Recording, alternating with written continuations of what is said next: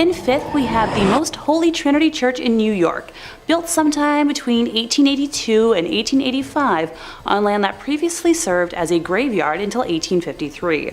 According to local rumors, not all of the bodies residing there were exhumed from the graveyard, and the spirits of those left behind still inhabit the grounds to this day. The church property covers an entire city block, and it is said that there are false closets leading to bricked-up doorways, tunnels, and random sub-basements throughout the church and convent. There are also mysterious passageways on the upper levels of the church, where legend says only priests are able to enter. The church's rectory was built in 1872 by its second pastor, Monsignor Michael May, who later passed in his room on the second floor. Priests who live in the rectory have used that space for mainly a guest room ever since, as no one has ever been willing to live in it on an ongoing basis. Guests have experienced lights being switched off and on, hearing strange noises, and the sound of a person walking back and forth while trying to sleep. Phantom footsteps have also been heard on the staircases in the building, and dogs who were once kept as pets in the rectory would stare in a trance-like state down the basement stairs, as well as into the dining room when the building got cold. In 1897, a parish bell ringer named George Stell's life was taken in the vestibule of the church. Though there was a suspect in the case, a former parishioner who would later be executed for an unrelated ending of life, no one was ever convicted of the crime. The red fluids of Mr. Stell's, as well as the red handprint of the killer, is believed to still be on the wall in a stairway leading to the bell tower. George's ghost still roams the church and is believed to be the reason why the bells will ring suddenly, vowing not to leave until his death has been solved. Moving on to our fourth place position, we have the Aquia Church of Stafford, Virginia. While the congregation was established in 1711, the physical parish wasn't built until 1751.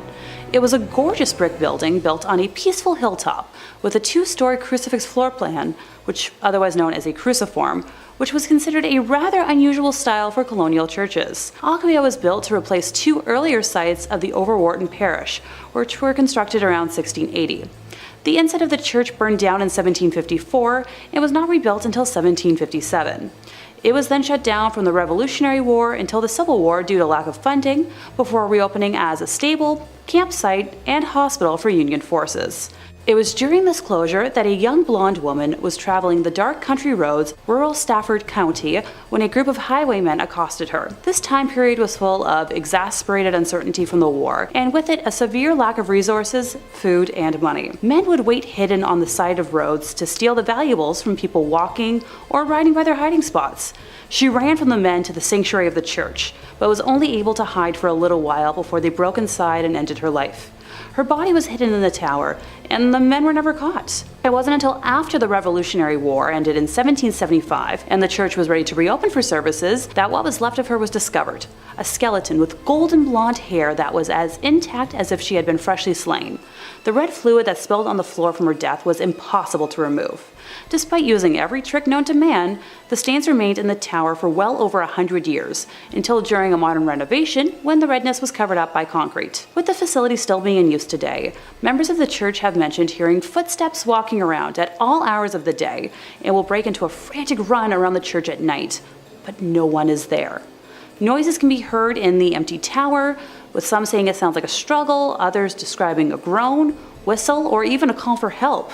Many have also mentioned seeing a transparent woman in the church's windows, on the balcony, or even in the graveyard, dubbing her Blonde Beth after the hair of the skeleton. In the 1900s, brave people would try to stay overnight at the church, but were chased away by what they described as an unfriendly presence. A custodian working in the graveyard saw a ghostly woman's face floating above the graves, while another man saw a woman smiling at him through the balcony windows before she vanished. Number 3 on this list is Nidaros Cathedral. Located in Norway, this is referred to by locals as the most important Norwegian cathedral and also the most haunted. Taking a look at this thing on the outside, it's certainly very beautiful, but also gives me some serious haunted vibes. And those vibes are well founded. The church was finished being built in 1300 and is directly in the center of the city of Trondheim.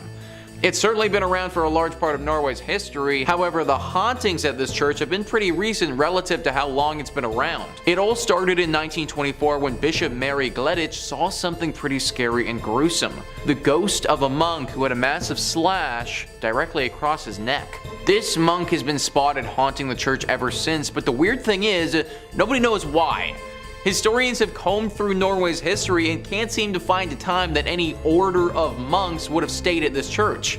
Now, at the end of the day, this doesn't mean that having a ghost monk is impossible by any means. It's totally possible that a singular monk just happened to be at this church for some reason and through some tragedy died, or by the nature of that cut was potentially murdered. Whatever his reasoning for being there, he certainly is. Many visitors have spotted him, and some have said that they've seen him playing the organ in the church before. I personally can't imagine stumbling upon a monk whose throat is totally cut playing the organ. This is definitely one that deserves a prayer before entry. Number 2 on this list is St. Louis Cathedral. So we already talked about the Lady of Guadalupe Church, but the only reason that church even exists is because of the St. Louis Church. Also located in New Orleans and arguably more haunted than the previous one. This church is interesting because one could argue that it's been around a lot longer than the other New Orleans one, but that also isn't necessarily true. That's because this is actually the 4th church to go up on this spot.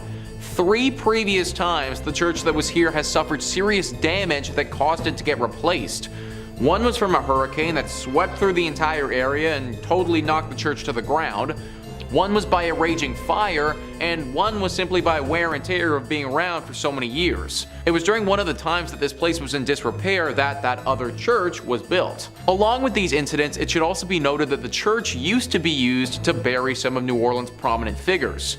So when you walk through this church, you're literally walking over a ton of graves in the process. Through the deep history this church has, it's no wonder that ghostly sightings are a regular here. Perhaps the most famous ghost associated with St. Louis Cathedral is that of Père Antoine. Père was a Spanish Capuchin friar at the St. Louis Cathedral. He arrived in New Orleans in 1774 and was named pastor. His generosity and kindness to the people of New Orleans made him very popular. He was well liked by all of New Orleans. His death on January 19, 1829 was met with a somber and mourning city. He was laid to rest inside the St. Louis Cathedral 3 days after his death. Since his death in 1829, the ghost of Père Antoine has been seen in St. Louis Cathedral by an untold number of people. His ghost is easily recognized as there's a portrait of him inside the cathedral. It seems as if the ghost of Père Antoine especially likes to show himself around the holiday seasons. Commonly, the ghost of Père Antoine is seen near the altar and on the balconies. So guys, what I just read is from an article written by Ghost City Tours describing how serious this haunting is at this church. Apparently Père Antoine isn't the only ghost either, but people have reported seeing the ghost of another pastor and some other apparitions of what looks to be people from the 1700s. Clearly something about a New Orleans church is very attractive to the paranormal. And finally, number 1 on this list is the Abbey of the Black Hag. This church would be a tad bit difficult to pray before entering because there isn't too much left to enter. It's located in Ireland and is a ruin of its former self. The story starts many hundreds of years ago when this place was referred to as St. Catherine's Augustine Abbey. This place was established in 1298 and was pretty great right up until the last abbess took over. It's said that this woman practiced witchcraft here and brought great evil to the others that lived here and those nearby. Pope Martin V caught wind of this and ordered the immediate closure of this place. Everybody left, except for the witch. She stayed here completely by herself, practicing magic all day and all night. Eventually, through her consistent spell practicing and probably the fact that she never bathed ever, her skin blackened to such a degree that people started referring to this place as the Abbey of the Black Hag. Apparently, this witch still resides here to this day, and the locals fear going here and risking her wrath. Tales have been told of livestock going missing, weird symbols appearing in the ground, and even the occasional child wandering into this area never to be heard from again. I feel like praying before you go to a place like this might not actually help that much. In fact, I'd just try avoiding it altogether if I was you. Number 5 on this list is the Borobudur Temple. Borobudur Temple is located in Indonesia and is frankly extremely beautiful. It's located on the island of Java and is one of the biggest Buddhist temples in the entire world. It truly looks like something from a legend or from something directly out of an Indiana Jones movie. Now, it was built many hundreds of years ago between 780 AD and 840 AD during the Selandria dynasty. There's a lot of lore that surrounds this temple and a ton of mystery. Located in a very remote location, it kind of got forgotten about for several hundred years. Then in 1970 it was almost rediscovered by UNESCO, and it was decided that they would try and rejuvenate it to its former glory. Now during the process of rediscovering this beauty, they also rediscovered the darker side of this place, which has people believing at least at one point the devil may have been hiding here. Gruesome visuals etched into the interior of this temple depicting some just horrible things.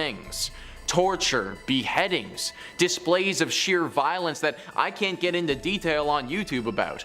Some awful drawings showing what would have gone down here at one point in history. Also, along with these acts of violence, some drawings that seem to point to the presence of the devil. Drawings looking at potential rituals that would have been performed in honor of this devil. People worshipping the devil and praising him, all of that. Nowadays, it's pretty understood that this place no longer hides the devil. But for several hundred years, it's very possible this could have been a bit of a stronghold for either the devil or another evil spirit. Number 4 on this list is the Chernobyl Church. Now I imagine a lot of you have heard about Chernobyl before, the devastating accident that went down in Ukraine back in 1986. If you aren't familiar, then basically a huge nuclear power plant exploded, which caused the worst nuclear accident the world has ever seen. It killed 31 people right off the bat, and then several more over the years from radioactive poisoning. That area where the blast occurred has been closed off to the public, and rightfully so.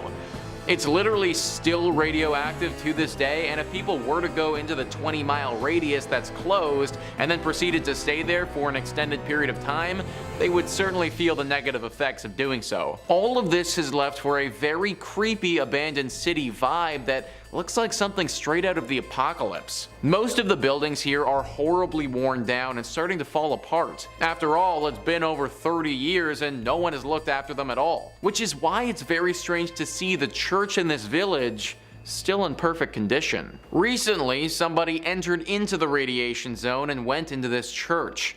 They were shocked to see that the church itself on the inside was still in perfect form. Even though everything around it has been hit hard with decay, this building still remains how it was. Why? Well, the person taking these photos didn't know, and they didn't stay too long to find out. Apparently, after entering, it wasn't long before they started to feel a very ominous presence.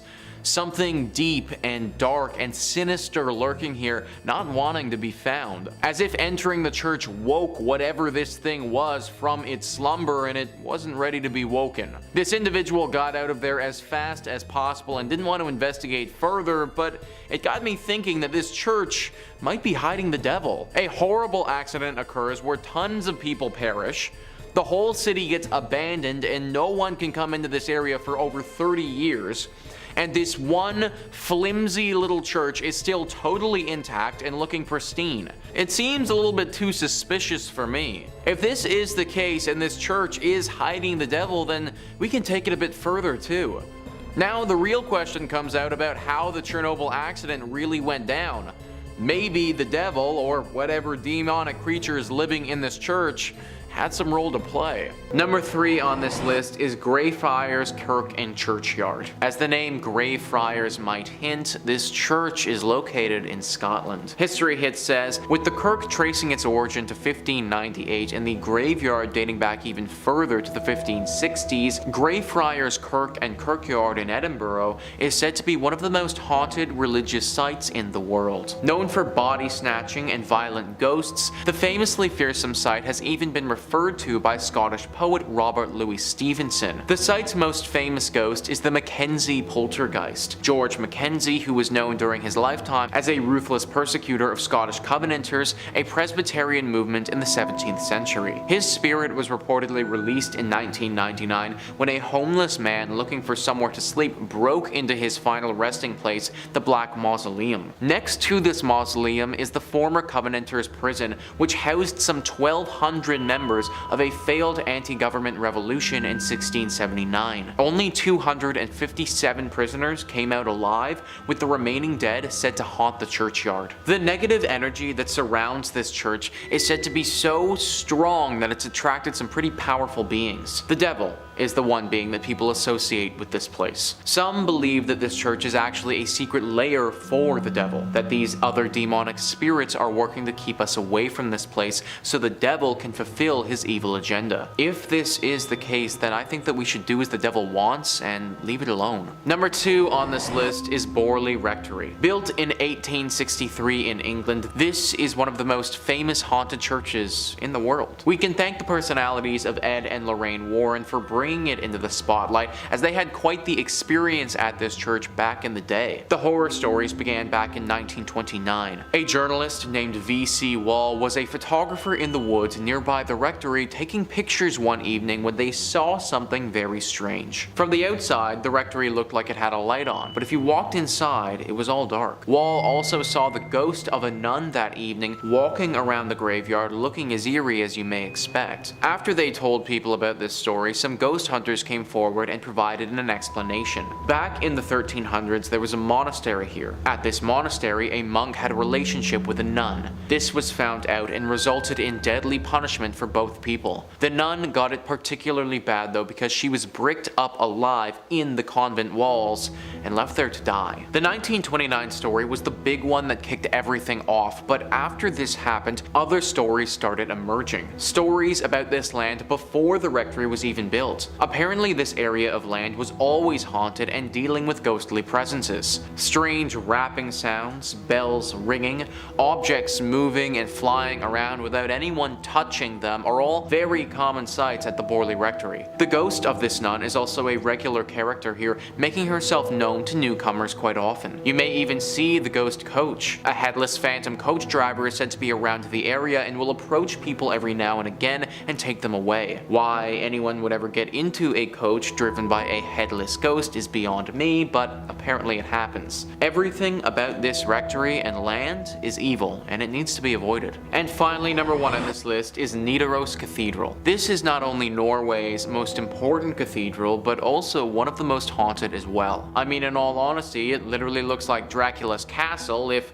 Dracula's castle was a cathedral. It was constructed in the 1300s, but the actual hauntings didn't begin until relatively recently in its lifetime. In 1924, Bishop Mary Gleditch saw something pretty scary and gruesome. The ghost of a monk who had a massive slash directly across his neck. Ever since that day, this monk is seen very regularly. Nobody knows why though. People and historians have looked through the history of this cathedral and can't seem to find any record of a big monk population ever staying here. However, it doesn't make sense that this random monk ghost would just show up out of nowhere, so you have to imagine that he was here at some point before. You also have to imagine that he got that cut on his neck here too. All of it is very dark and mysterious and makes you wonder what else happened here that wasn't documented. Number 5. St. Mary the Virgin Church. Clop Hill, England. I gotta say, that sounds like it's a fake place, like where Sir Topham Hatt lives. Well, not only is it real, but it's home to a bone-chilling haunted church, St. Mary the Virgin Church. Now, St. Mary was built in 1350 outside the main settlement of totally real place Clop Hill. Traditionally, churches are built facing the east. I didn't know that. It's so it can align with the sun rising, which in Christianity is associated with heaven and the Messiah.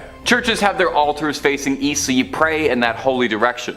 Well, St. Mary's just had to be a little different, and this church is facing the west, facing away from God. And it's why some people believe the church is hosted to evil spirits, as facing west means they've shunned God and opened their doors to the devil. Paranormal investigators have strongly suspected the church as being host to satanic rituals. As the church fell into disuse, it became a popular spot for vandals, and if you believe the legends, black magic. In 1963, a local couple saw 2 people wandering around holding a human skull, which definitely I think would cause you to look twice. The people told the couple that they had found the skull in St. Mary's, where it had been jammed into a wall. When the couple went to investigate, they found on the floor a breastbone, pelvis, and leg bones, all laid out in a pattern used for black mass. Pretty spooky. Scattered cockerel feathers and tracings of 2 crosses filled in red were found inside the church as well. And as if that wasn't slightly unnerving enough, they also found that 6 graves of women in particular had been tampered with as well. All signs seem to be pointing towards some dark rituals happening at St. Mary's Church. Common sightings at the St. Mary's Church range from smaller scale things like strange screeching during the night or hearing the bell going off despite being long abandoned, and the more threatening reports seeing tall, dark figures wandering the ruins of the church, perhaps getting themselves ready for another ritual, or perhaps they've been contacted by a ritual and are arriving. Only thing I know is I won't be checking out the midnight mass there anytime soon. And if you're interested in way more scary stories of all manners, cryptids, conspiracies, churches, hauntings, aliens, we've got a little bit of everything at Top 5 Scary. So click on through, find something to get cozy with, and subscribe, and make sure you hit that bell so you catch all of our videos as they drop. But do all that stuff at the end of this one, okay? Because we got way more haunted churches for you coming right up. Number 4. Our next entry on the list today is going to be the Aquia Episcopal Church. And if you haven't said that, try saying that 10 times fast. I dare you. Located in picturesque Stafford, Virginia. The church has 200 years of history to it, which means it's also got approximately 200 years worth of ghost stories to study. When the church was first built way back when in the 18th century, it was stained by an unfortunate tragedy. You see, the surrounding areas were exhausted by war and the lack of resources, food, and money, and as such, brigands would take to the dark country roads to attack innocents during the night for whatever they had on them. Well, one young woman was hiding from a gang of highwaymen and marauders and sought out the church as a safe haven. Unfortunately, the bandits eventually caught up with her and she met an untimely end. Now, these men were never caught for their crime, and her body was not found for hundreds of years, left there to rot and decompose. And many believe that because of this, her spirit is tied to the church. And there have been several reports of hauntings ever since the discovery of those accursed bones. Visitors mention hearing footsteps frantically scattered around at night. These footsteps break into a run, but if you go searching, you'll never be able to find anyone attached to them. Voices can be heard in the room where she was attacked, some saying it sounds like a call for help or a painful scream of a struggle. Some go so far as to say they saw a transparent apparition of the woman in the church's windows or on the balcony. One story comes to us from a custodian who worked the graveyard shift there in the 1990s, claiming that he saw a ghostly woman's face floating above the graces, and says that he saw her smiling at him through the balcony windows before she vanished. One last one on this church. In the 1990s, to celebrate the bicentennial anniversary, the church sent out an invitation to a group of Civil War reenactors to fight a mock battle on its ground. During the night, one of the reenactors was complaining that there was a red and orange light that was flickering the entire night during the church that prevented him from sleeping. The man explained this to the father of the church, and the father explained back that there was no electricity in the vestry, and that the light must have been the spirit confused by why the Civil War had started up again. Imagine, you're a ghost, you're already out of time, and then you look outside and you see guys from your time? My little ghostly sense of the world would be so thrown off. I would have to buy a new ghost calendar.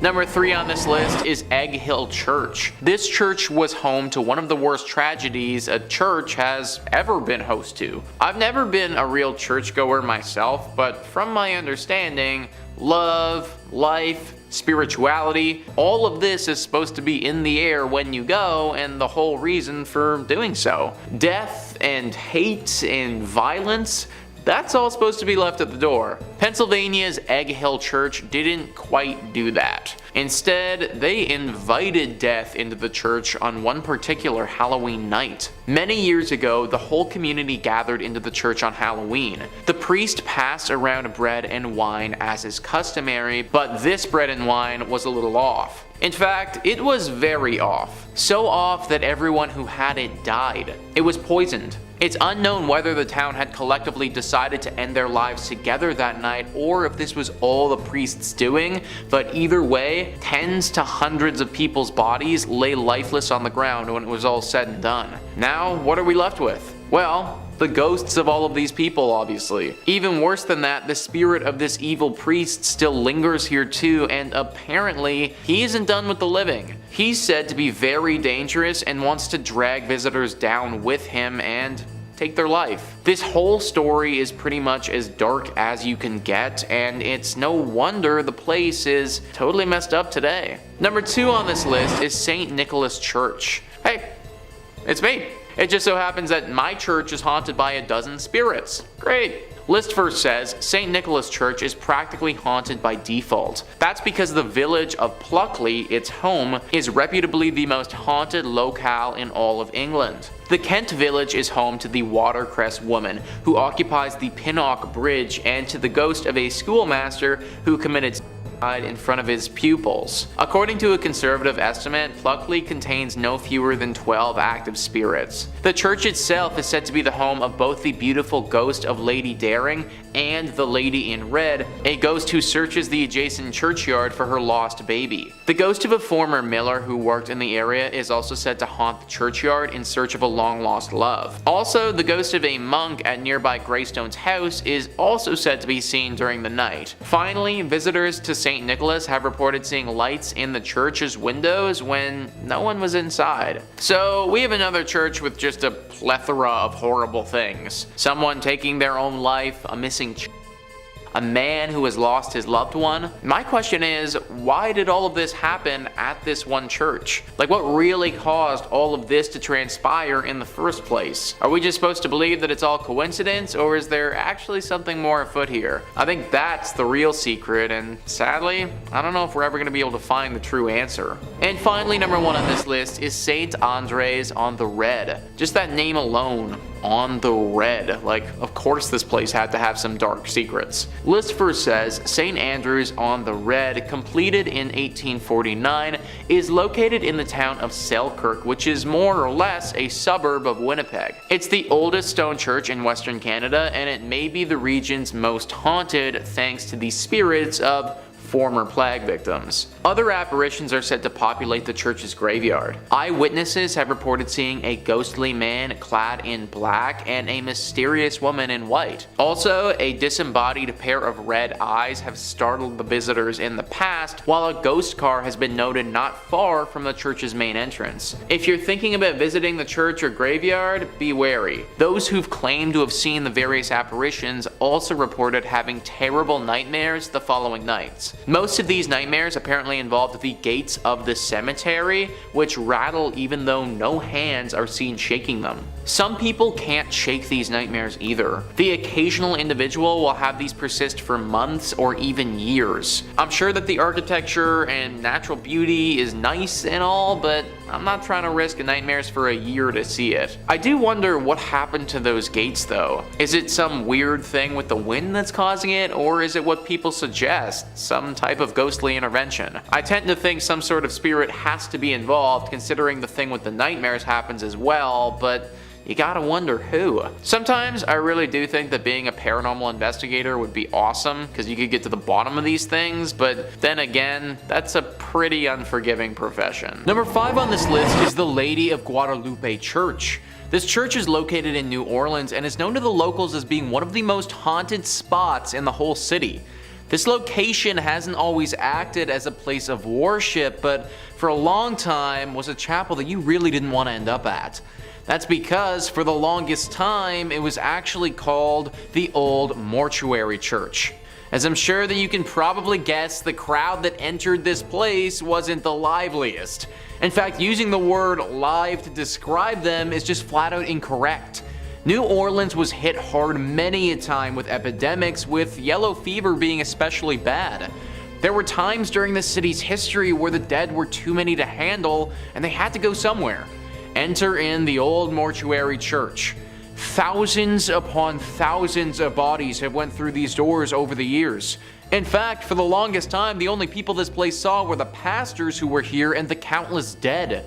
Everyday citizens were too scared to come here for fear of catching the disease and wouldn't even risk going to see their departed loved ones. Obviously, all this death has left its ghostly mark. Eventually, it was turned into a full-fledged church that people attend, but not before the spiritual damage had been done. Nowadays, the spirits of some of those who died during this harsh period in New Orleans history still haunt the area.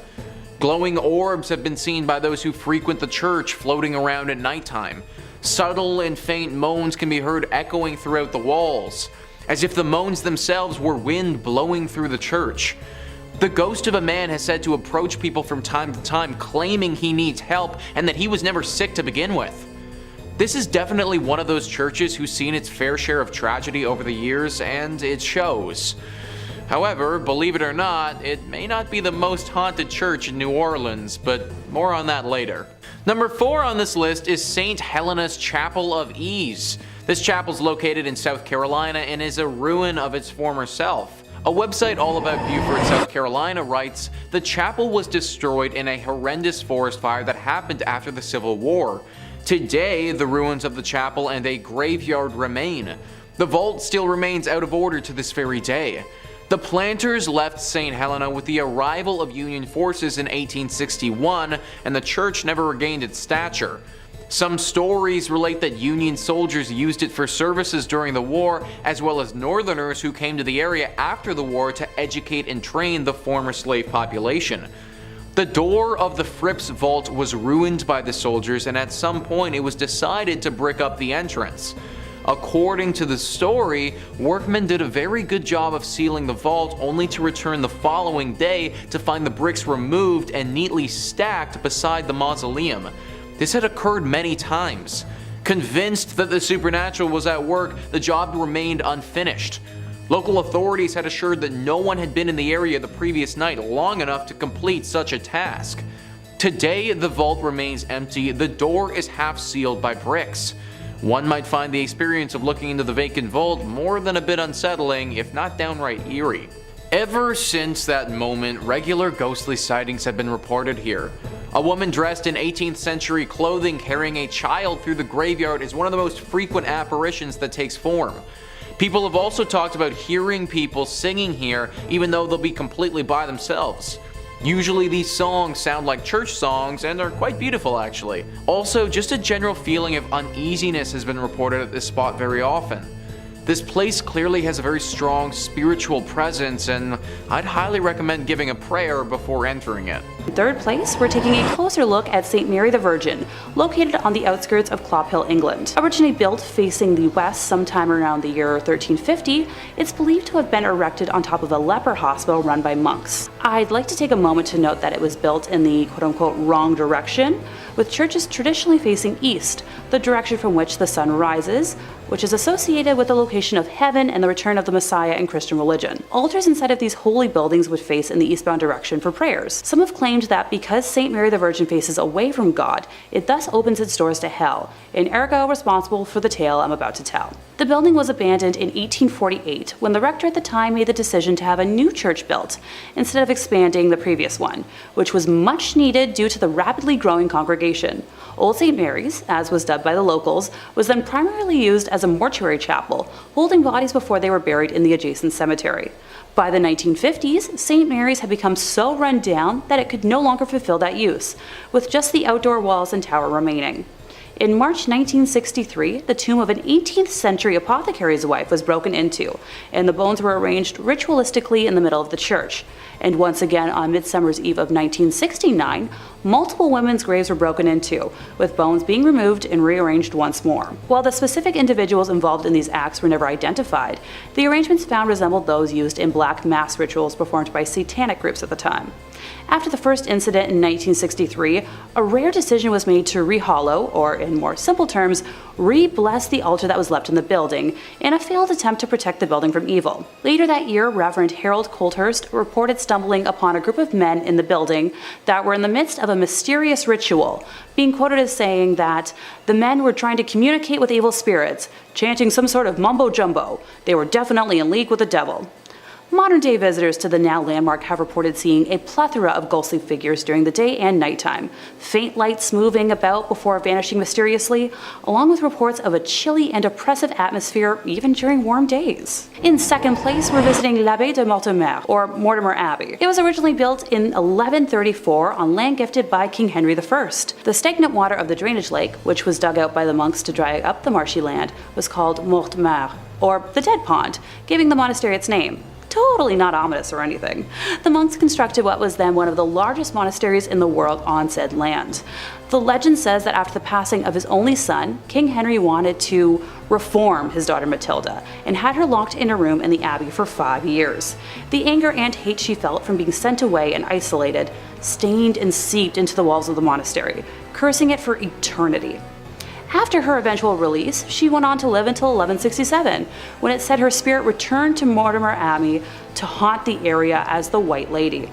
She is said to appear on nights close to a full moon, moaning as she drifts through the now ruins of the monastery.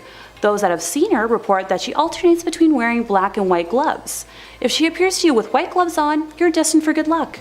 But if she appears with black, you'll be expected to pass within a year. Alas, Matilda is not the only spirit one must worry about if visiting the abbey. When the monastery was at its peak in the 1500s, a frail and suffering woman was brought to the monks with an illness it was believed that only they could aid. It was revealed that she was possessed by the spirit of a wolf and cursed to become a werewolf for several nights. The monks chained her to a room and conducted multiple exorcisms in an attempt to eradicate the spirit. The monks were able to exorcise the evil wolf spirit or demonic force out of the woman, but it then attached itself to the grounds and walls of the monastery. Several hundred years later, in 1884, a man named Roger Saboureau was hunting in the woods nearby when he was attacked by a large werewolf. He shot it multiple times, killing the creature, but when he returned home at dawn, he found the body of his wife bearing wounds matching those he had given the wolf. People say the spirit of Roger's wife and his own heartbroken spirit still wander the area when the moon is full. The abbey was exorcised by the church in 1921, but still remains haunted to this day. And coming in first place, we have the Abbey of the Black Hag, locally known as Monasterngallagduff. Please don't curse me for my pronunciation. St. Catherine's Abbey, or simply as Old Abbey. It's located roughly 2 miles east of the village of Shanagolden, in the townland of Old Abbey. Gee, can you tell where it got its name? One of the earliest recorded nunneries in Ireland, with its first official record being around 1298, it was built on land donated by John Fitzthomas, and has the typical layout for abbeys of its time, with a dining hall, cells, isolated meditation areas, and other rooms still able to be identified amongst the ruins today. During the 15th century, there was a major battle for supremacy in the area between the Earl Fitzgerald and the prestigious Butler family, of which the Earldom of Ormond belonged. It got to such an extent that the local bishop was known to pray for peace between the families at masses. During one of the nightly attacks, Earl Fitzgerald attempted to get his wife to safety, but as he was pulling her onto his horse, an arrow pierced her thigh, shattering the bone and spraying red bodily fluids. As he rode on, the Countess appeared to have succumbed to her injury, leading the Earl to seek sanctuary at St. Catherine's. The heartbroken man was certain his wife had passed, so he swiftly buried her beneath the altar and continued elsewhere to find safety. As the night went on, the nuns and residents began to hear hair-raising screams and made the decision to rebury the Countess in hopes of bringing her peace.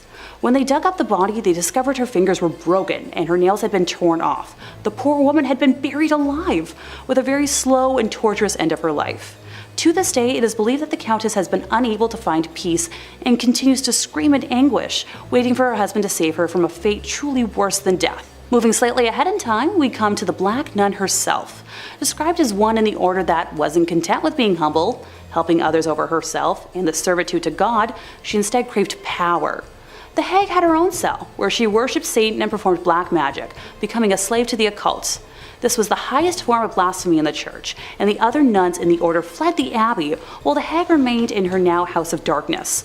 To complete her rituals, the Black Nun would venture into the local community and perform depraved, lewd acts and offer sacrifices, with bones of young community members later discovered on the grounds. In modern times, visitors have reported seeing the dark, shadowy figure of a nun wandering, the feeling of being constantly watched, and a disembodied hand reaching towards them. It has been reported that flashlights cannot function in the nun's cell, and modern batteries drain too quickly to have any sort of rational explanation. Number 5 on this list is the Templo Mayor ruins. So a church is typically defined as a place for Christian worship, but let's loosen up that definition just a little bit and start thinking about it as a building or landmark where people would have worshipped higher beings. If we start thinking about it like that, then the Templo Mayor ruins can certainly qualify. Mexico has a lot of haunted spots, but this is at the top of their list for sure. Gaurav Gupta writes, this archaeological site in Mexico has a blood-soaked past. It is a haunted Aztec civilization site that has made its presence felt throughout the time. Around 4,000 people were brutally killed to please Aztec gods. The priests would cut out the beating hearts from the victims' chests and then throw their lifeless bodies on the stairs of the Aztec temple. Aztec's last emperor, Cuauhtémoc, made his last stand invading Spanish armies before he was tortured and killed. This Aztec is now a museum, and tourists report strange sensational feelings and sightings of shadow figures. 4,000 people were likely sacrificed here. That is a truly absurd amount of sacrifices. Then throw on the fact that a great battle took place here, and you end up with so much death. Needless to say, these spirits of those that passed have never really left. Glowing orbs are always spotted at this place, especially in the evening. There have been reports of these glowing orbs touching the people and transporting them to the world of the dead. They go into a hypnotic state and can't move, sort of like what happens to people in the latest season of Stranger Things, if any of you have watched that. They have a very hard time explaining what has happened to them after the fact, but they know that it was the dead. This is accompanied by a giant beam of light that flashes into the sky. There is evil here, there just has to be. All of the death that has transpired over the years has left a horrible stain on this place, and evil has congregated here. No one knows what type of evil or what spirit is behind this, but just know that this is a scary place that you should probably avoid. Number 4 on this list is the Nes Church. Nes Church is a Norwegian church that is no longer operating. It's a collection of ruins now and a very popular spot for ghost hunters. The ghost hunters have discovered that electronic equipment, or your standard cell phone, isn't going to do so hot in this church. For whatever reason, the second that you bring anything like that in, it just completely shuts down. If one wants to have an electronic device here, then it needs to be specifically made to withstand strong spiritual energy. The most popular myth surrounding the ghostly presence that resides here is a priest named Jacob Christian Finnegan. This was a priest who presided over this church from 1800 to 1837. Apparently, he suffered a very grim fate here along with his children. It's thought that he and his children were killed by an evil gang who came through the church looting it. They killed the priest and then, ever so cruelly, bricked his children up and left them to die. This is only one variation of the tale though, because one legend actually says that the priest did this to his kids himself. Regardless of which one is historically accurate, they're both pretty bad. The screams of these children are frequently accompanied by the sighting of this priest. It's said that he will stalk those who come here and follow them around, giving them a horribly uneasy feeling. It's very likely that if you go by yourself, this ghostly priest will attack you and could do some serious damage. Maybe he wasn't evil when he was alive, but he certainly is now. Number 3 on this list is Greyfriars Kirk and Churchyard. This church is located in Edinburgh in Scotland. History Hit says, with the Kirk tracing its origin to 1598 and the graveyard dating back even further to the 1560s, Greyfriars Kirk and Churchyard in Edinburgh is said to be one of the most haunted religious sites in the world. Known for body snatching and violent ghosts, the famously fearsome site has even been referred to by Scottish poet Robert Louis Stevenson. The site's most famous ghost is Mackenzie poltergeist George Mackenzie, who is known during his lifetime as a ruthless persecutor of Scottish Covenanters, a Presbyterian movement in the 17th century. His spirit was reportedly released in 1999 when a homeless man looking for somewhere to sleep broke into his final resting place, the Black Mausoleum. Next to this mausoleum is the former Covenanters prison, which housed some 1,200 members of a failed anti-government revolution in 1679. Only 257 prisoners came out alive, with the remaining dead sent to haunt the churchyard. This church is haunted by so much negative energy that people around the area believe it's actually attracted the devil. Basically, all of this evil has gotten the devil's attention, and it's possible that one of those evil spirits that's hiding out is the devil in disguise. It's also believed that the devil may have released all of these demonic spirits to keep people away from this place, as he's doing something sinister. We may never know for sure though. Number 2 on this list is the Church of St. Mary the Virgin. This church is located in Bedfordshire, England, and can very easily be a hiding spot for the devil. Bedfordshire Live says, the Church of St. Mary the Virgin in Clop Hill, Bedfordshire was abandoned for about 170 years after it fell into disuse in the 1840s. During this time, the church fell into ruin as it lost its roof and became a focal point for vandalism, antisocial behavior, and, according to ghost hunters, black magic. Over the years, many people have reported seeing strange things near this church, from mysterious hooded monks to tall dark figures. The 14th century church was reportedly used for satanic rituals in the 1960s. As rumor has it, bones were dug up and arranged in satanic patterns. Damien Odell, head of the Anglia Paranormal Investigation Society, theorizes that the hauntings are what remain of black magic rituals from many years ago. He explained, there's definitely something strange going on at the church, and my personal view is that it's down to black magic practices held there. I think it's possible for a group of Satanists to conjure up something and leave it behind. A sort of guardian or elemental. He added, if this is the case, it certainly does its job because it frightens the living daylight out of people. Other theories speculate that it's haunted because it's facing the wrong way. Churches traditionally face east, the direction from which the sun rises, which is associated with the location of heaven. However, because St. Mary the Virgin faces away from God, it's said to have opened up its doors to hell. Many locals have thought that this church is the literal church of the devil because of all the sightings and the fact that it's facing towards hell rather than where it should be facing. Even if it isn't the devil that is here, it's clear that there is some sort of demonic presence for sure. Personally, I would avoid this church at all costs if I was you. And finally, number 1 on this list is Egg Hill Church. Egg Hill Church is one of the creepiest and scariest churches on this list, and it's for good reason. The church is located in Pennsylvania and has seen a horrifying atrocity committed there in the past. Before I even get into the tragedy that went down here, let's just take a look at this place and how creepy it is. It's this small barn-looking structure that doesn't look to be in good repair at all. It's got a few gravestones sitting out front of it, and it's relatively in the middle of nowhere. It looks like the sort of place where a serial killer would be lurking, or in this case, maybe even the devil. In the early 1900s, this place hosted a horrifying mass murder. The pastor of this church held a congregation, gathering everyone in the surrounding areas to this church.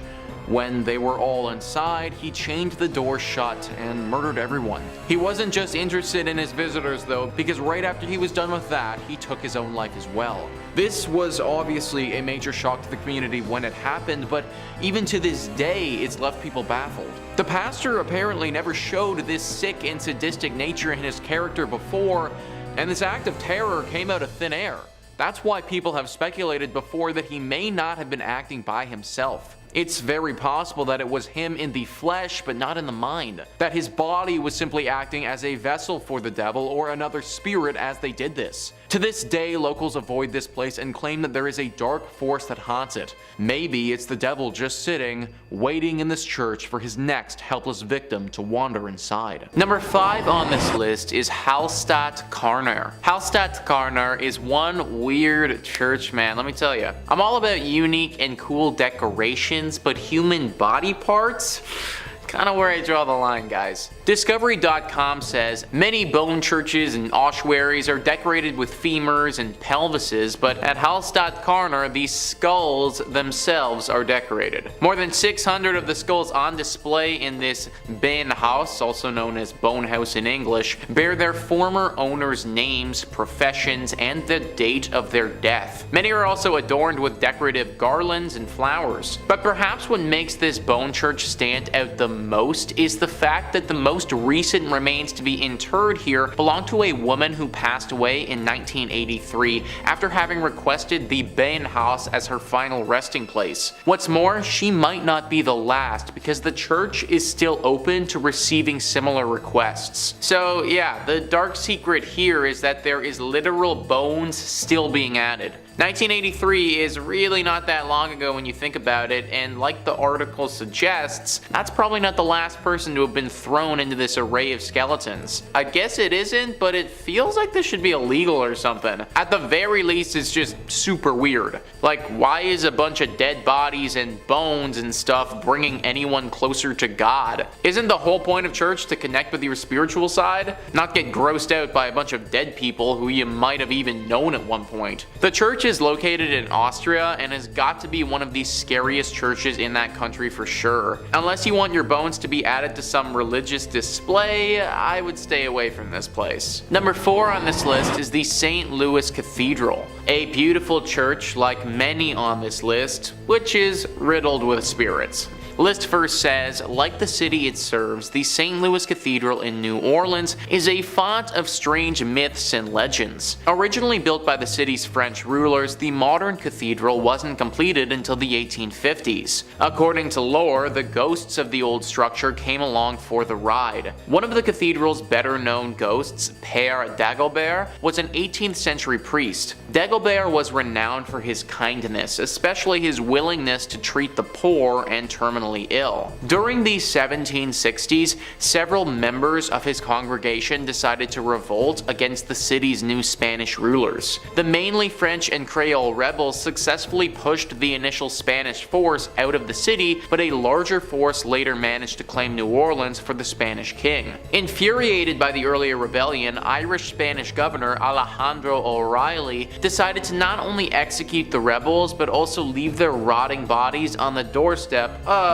the St. Louis Cathedral. As a devout Catholic, Dagobert could not stand by while Catholic bodies were so roughly treated. After failing to get O'Reilly's permission to properly bury the bodies, Dagobert led a funeral procession down to St. Peter's Cemetery and placed the slain men in unmarked graves. Dagobert's successor, a Spanish priest named Pierre Antoine, is also said to haunt the cathedral. More intriguingly, Antoine's friend, voodoo priestess Mary Laveau, who often prayed at the church during her lifetime, is also considered to be one of the many spirits inside the cathedral. So we got voodoo priestesses, unmarked haunted graves, multiple spirits of bodies that were buried improperly. This church is just one big mess. Many people think that there are also a bunch of other secrets that this place has that we don't know about. Like, this was a spot for a secret society hundreds of years ago who performed some very questionable rituals, and that's why this place is as haunted as it is. Whatever really happened here, we know it was dark, and we know that it left its mark. Number 3, Monaster Nagayal Duff, or Abbey of the Black Hag, if you don't got all that time. Wow, you see that? You see what that church is called on that little chyron below me right now? I'm just supposed to pronounce that with my lips? Okay, it's also called the Abbey of the Black Hag, and that's what we're going with. We're not calling it that other thing. I'm not doing that. Black Abbey of the Hag, only name this church has ever gone by, and it was built in 1298. And it was one of the well-known medieval convents in Old Ireland. The remains of the abbey still stand today in a secluded valley, making it already mysterious and supernatural place just that much more supernatural and overgrown and spooky. I mean, the place is called the Abbey of the Black Hag. You don't name a place that unless it's extremely haunted or if there's like a cool boss fight or something there. Sounds like it's straight out of Dishonored. It's believed that the last abbess, horrible word by the way, in charge of the abbey practiced witchcraft, and in the scary way, okay? She brought death, misfortune to the surrounding areas. Pope Martin V condemned the abbey, not being down for witches at all. The accused witch left to live out in the damp, deserted abbey by herself, which she probably loved because it sounds scary. Over time, her skin blackened, her hair furled, and her soul twisted, leading to the place being renamed the Abbey of the Black Hag. And if you can believe it, there's actually more to this one. The Count and Countess of Desmond once called the abbey home when attempting to flee their attackers, where the Countess was fatally struck by an arrow and buried by her husband. But it wouldn't be the end of the Countess, because sightings of a ghostly figure around the ruins of the abbey were common, meaning someone eventually went to dig up that grave, finding worn out finger bones, meaning she was still alive when she was buried. It's said now that a woman's panicked shrieking can be heard in the early hours around the abbey. Number 2, the Borley Rectory. The Borley Rectory is an old London estate that has the unique distinction of being considered the most haunted building in the United Kingdom, no big deal or anything. Almost immediately after its construction, stories of hauntings started to creep out. One of the first local legends says that in the 12th century, a priest and a nun had a naughty little affair, and when they were discovered, the nun was bricked up and left to rot in the nearby church. Since then, they say that her spirit roams the rectory. In 1900, 4 daughters of the then estate owner all said that they saw a nun wandering around the estate late at night. They tried to talk to her but got no response back, just a scary ghost stare. The family claimed they'd see this nun around the property, and on one occasion they thought they saw the spectral apparition of a horse-drawn carriage with a headless rider, some real Sleepy Hollow stuff. From there on, there was all these reports of bizarre sounds or strange shadows creeping out the corner of your eye. In 1927, the estate changed hands as the original family owning the estate had all passed on, and a new family, the Smiths, had moved in. Shortly after, they discovered a human skull in the cupboard in a brown bag. Which is not a great housewarming gift, to be honest. They reported poltergeist behavior, unexplained footsteps, lights flicking around them, and the same sightings of headless specters. Now, they only lasted 2 years, not being down for any of the hauntings or skulls in cupboards, any of that business. And the next family, the Foysters, didn't have much better luck. They had objects flying around their home, and on one occasion claimed their daughter was attacked by something truly horrible. They moved out as well. And the last owner of the rectory would be Captain Gregson, who accidentally lit the estate ablaze while unpacking, although insurance claims they think the fire was started intentionally, perhaps in a desperate attempt to cast away whatever evil has been trapped in the Borley Rectory for so long, or perhaps he unintentionally unleashed it out into the world. Time will tell. At number 1, Mortimer Abbey. Mortimer Abbey is a monastery in the forest of Lyons, France. A real old church built in 1134 on marshland, near the stagnant water of the drainage lake. The monks dug it out to try and dry the marshy land around the Fulbrock stream, which was called the Dead Pond.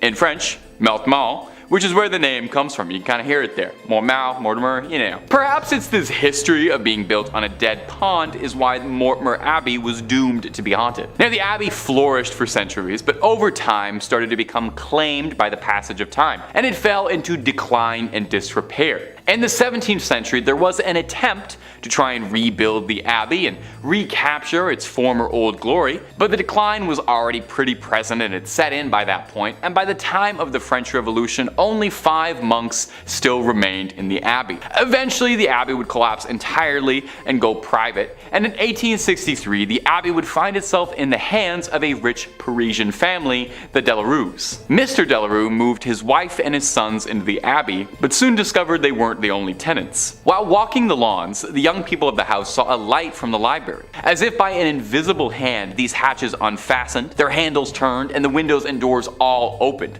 The paintings on the inside of the abbey turned themselves around and steps thundered out into the halls, and nobody moved out immediately after. I would have started looking for new real estate right then and there. But one night the young Delarue, Charles, had his fiancée over to come see the estate that would become her new home in marriage. She was offered the guest room, but found herself terrified during the night when she couldn't sleep because she was too busy being tormented by mysterious sounds and objects around the room that were hurling themselves around, being possessed by something. Having had, quite frankly, enough, like I think any of us might have, the young suitor announced she would never live in this house, called off the entire marriage, and hurried back to Paris tout de suite, where there were plenty of handsome young men asking her hand in marriage who didn't live in old haunted estates, okay? That's the message to take away from this. Get the love you deserve, and the love you deserve is not in a haunted house.